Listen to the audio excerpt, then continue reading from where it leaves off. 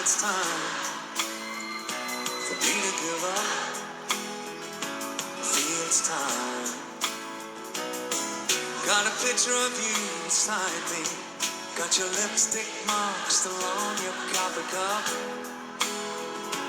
Oh yeah. Got a fist of pure emotion. Got a head of shattered dreams. Gotta leave it, and gotta leave it all behind. Whatever I said, whatever I did, I didn't mean it. I just want you back for good. Want you back, want you back, want you back for good. Whenever I'm wrong, just tell me the song and I'll sing it.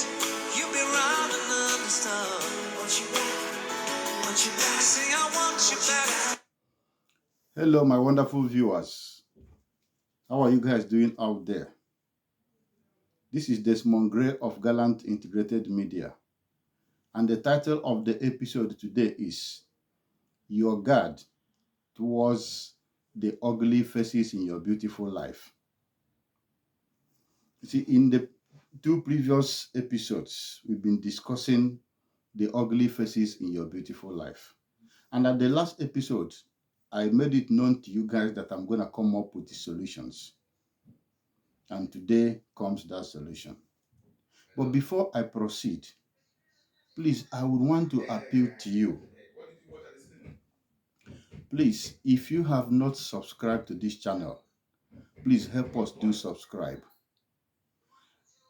Click the notification bell so that whenever we upload a video or when we are live on air, you will be alerted. Do drop your comments and click the like button so as to encourage us in what we do. I will be appreciative of that if you do. Thank you so much. I also want to appeal to you to patiently watch this program to the end because it might be a bit long. Because I wouldn't want to do part 1 and part 2 of it. I just want to give it out straight away. So that's about that. So your guard towards the ugly faces in your beautiful life. You see, oftentimes we lose our guards, even where it is not necessary. Oftentimes people ride on a ladder we provided for them to cause havoc in our life. Oftentimes, you wouldn't know that activities of certain people could constitute a whole lot of danger to your mental health. It could even be depressing if you don't handle it well. When you have a solution or when you have chances or you have a choice of either continuing with them or not. But please, I want to draw to your attention here. This program, what we're saying here does not include your spouse and your children. You see, in life, there are two segments of people in our life. Those ones we choose by ourselves and those ones chosen for us by God. There are people you cannot discard. And in life, you don't have to discard everybody.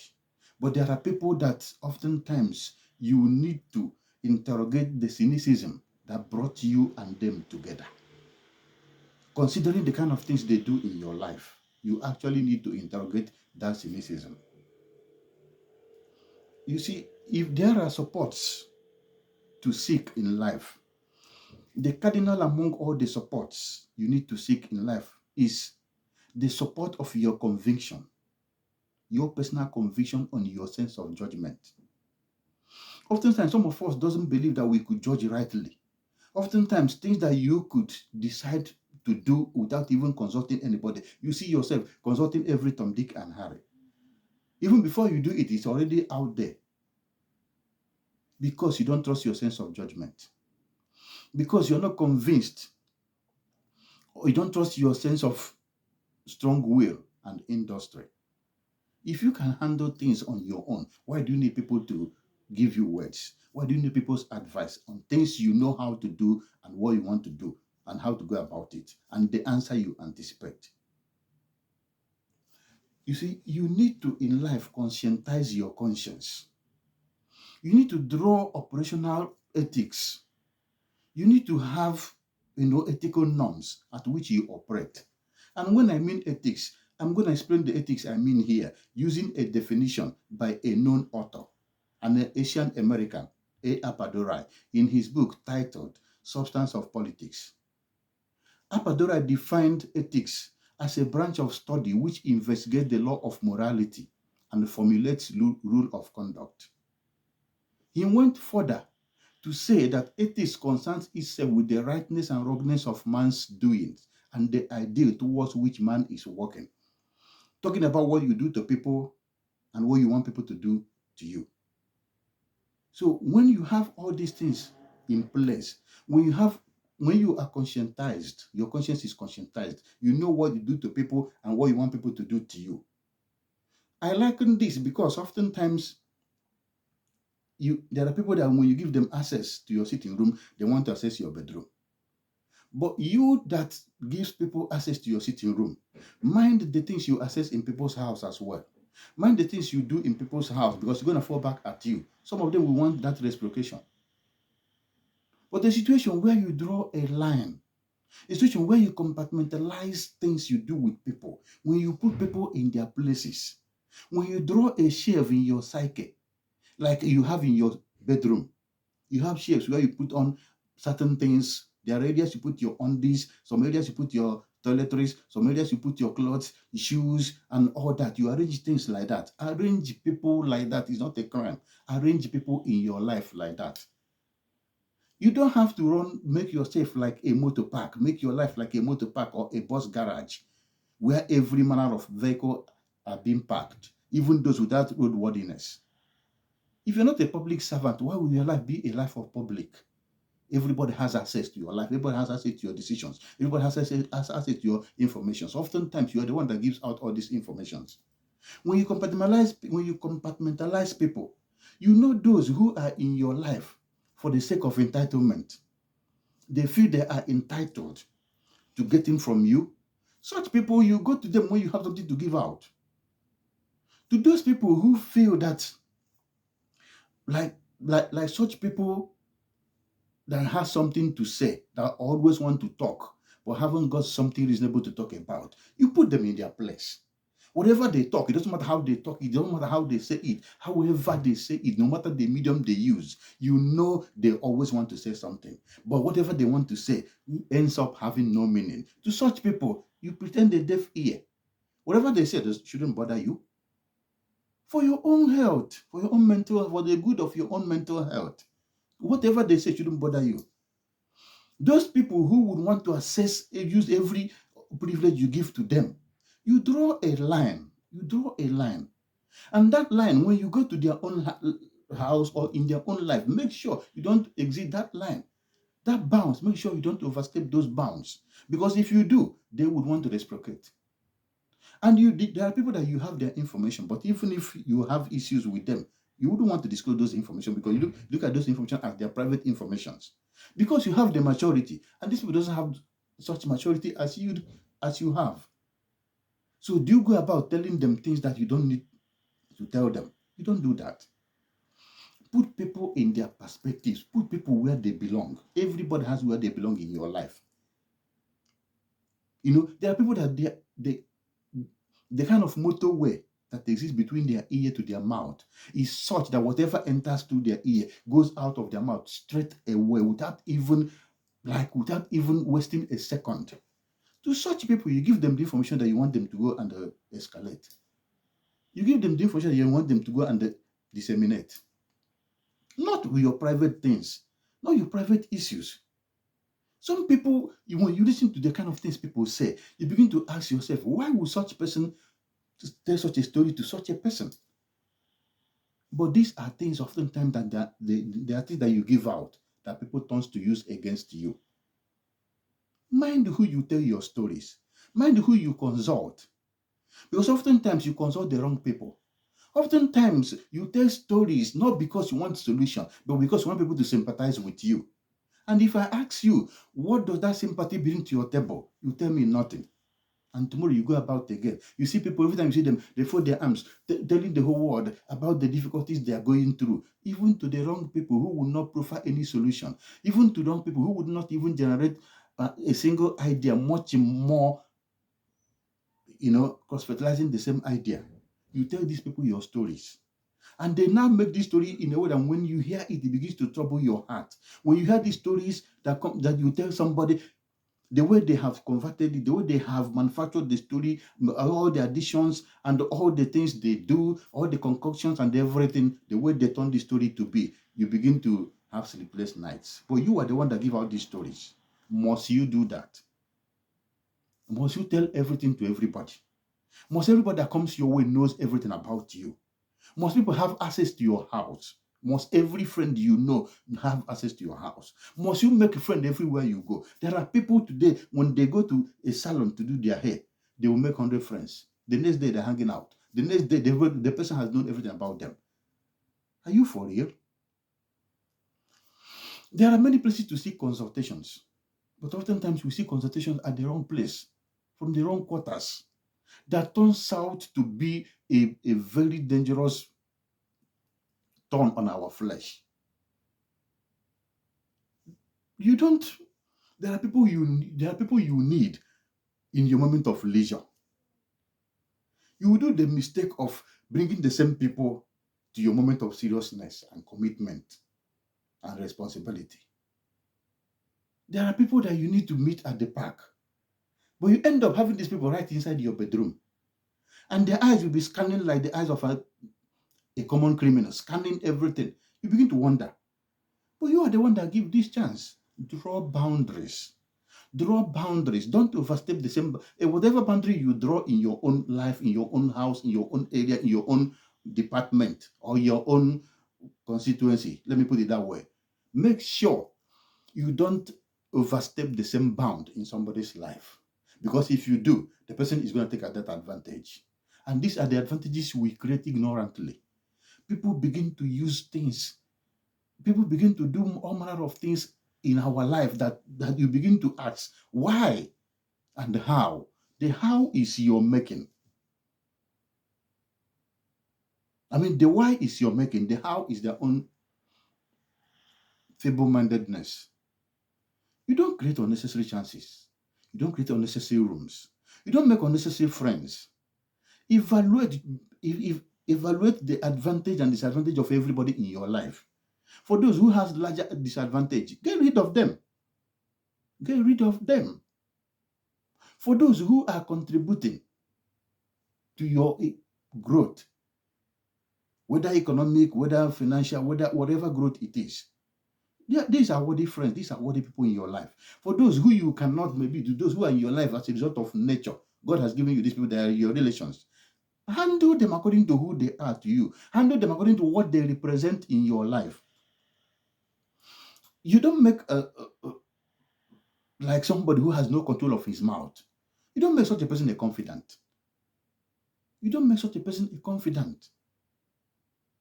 There are many places, if you're doing business, there are business consultants you can seek consultation from. There are marriage consultants that you can seek marriage counseling from. There are people that leverage on your success that you need to discuss those things with.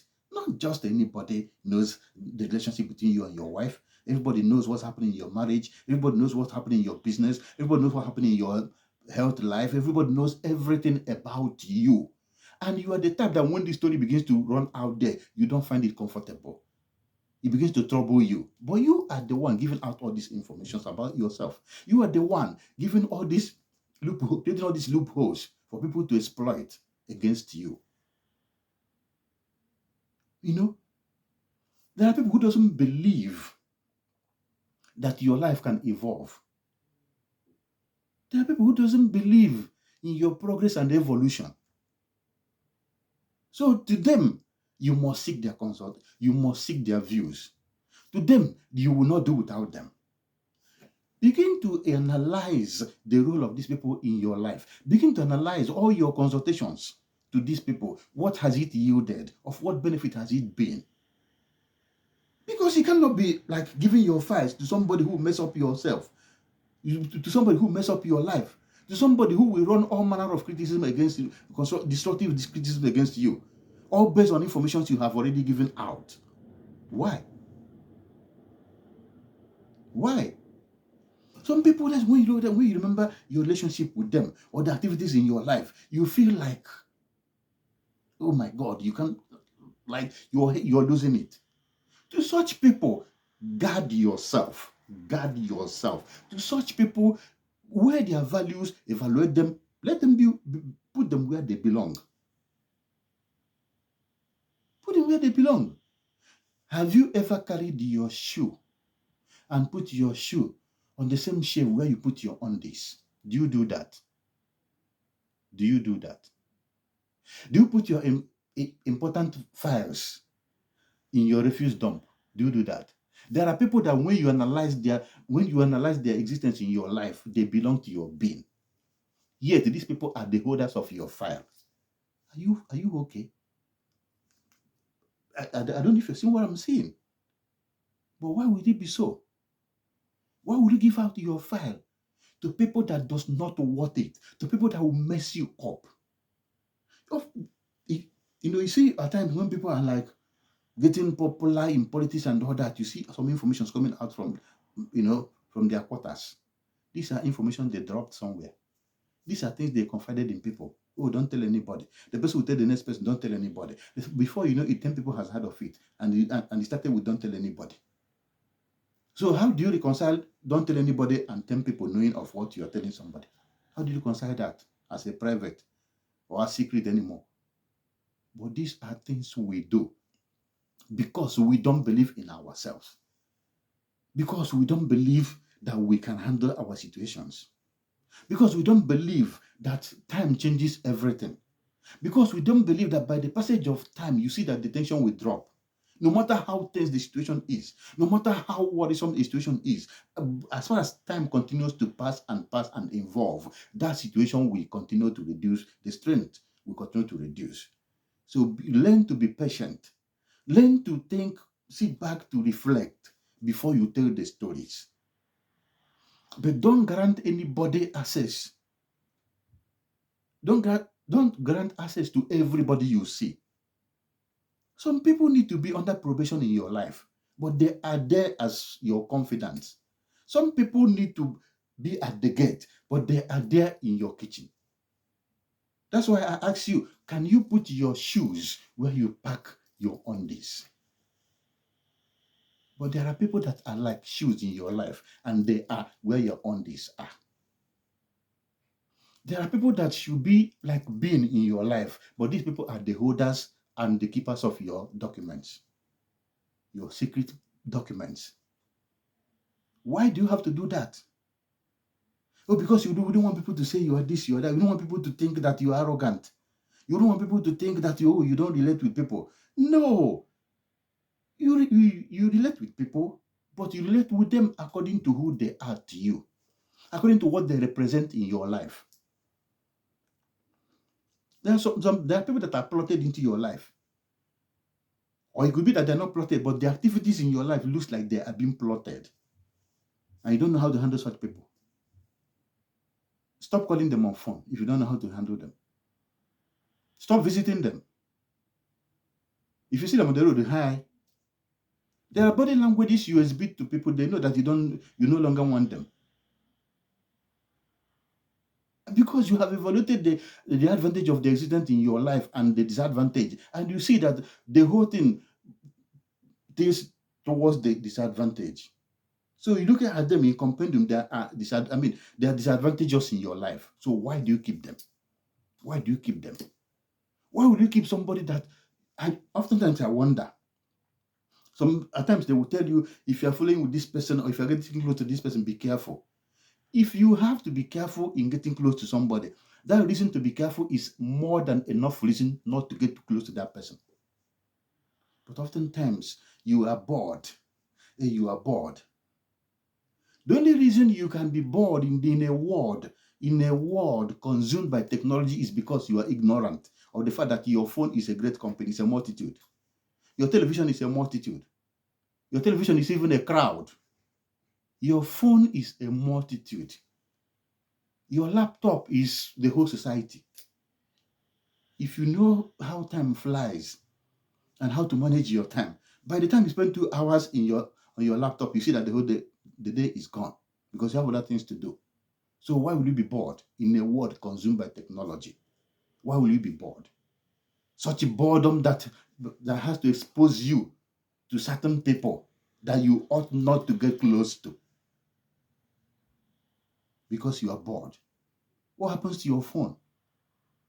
What happens to your laptop? What happens to your television? Why not go to the park and walk around? Why not take yourself out? Go for a fun fair. Must you go with people? Must you keep company?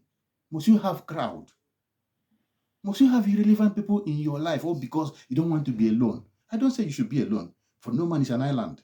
But let everybody that is in your life has a place.